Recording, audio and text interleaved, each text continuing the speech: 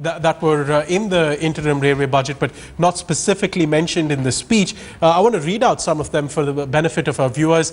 Among the safety measures, no unmanned level crossings any longer, an audio-visual warning for users of roads that intersect with railways, the introduction of a new train collision avoidance system that was indigenously developed, the development of what is being called crashworthy coaches.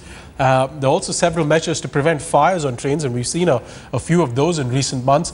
More fire retardant material, multi-tier protection for electrical circuits, portable fire extinguishers in coaches, sometimes coaches missing them entirely, and also, importantly, induction-based cookers in pantry cars to replace open fire gas stops and gas stoves. There will also be intensive checks for explosives and flammable materials both in the cargo cars as well as passenger cars. We were talking, and I want to introduce my guest, Mr. IIMS Rana, who is a former chairman of the Railway Board.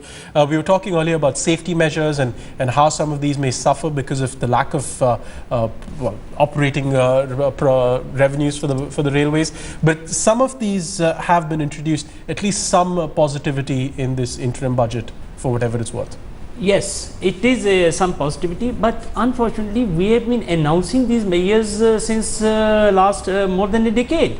But then the implementation process is slow because the efficiency in implementation, and there is no milestones to be up to what time will this be done. Each measure has to be done on this thing, and that has to be put on public domain on the net. Okay, we had announced this thing with these milestones and we have achieved this. Yeah. A quarterly review should be there for such announcements. Yeah. Otherwise, they've got no meaning. They'll linger on and they'll be announced again. So they make an announcement, but there's no deadline, so there's no way to track their performance. You know what? The foundation stones of things are laid once, twice, thrice. Yeah. Something like that. Yeah. So these announcements made very good.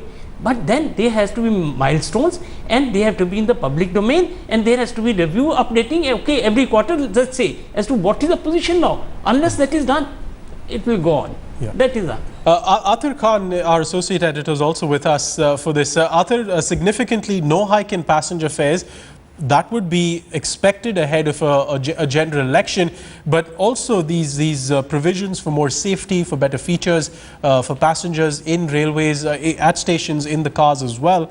Dinesh Trivedi tried to bring a balance between those two those two pulling demands. He lost his job. Now you see railways continuing in losses.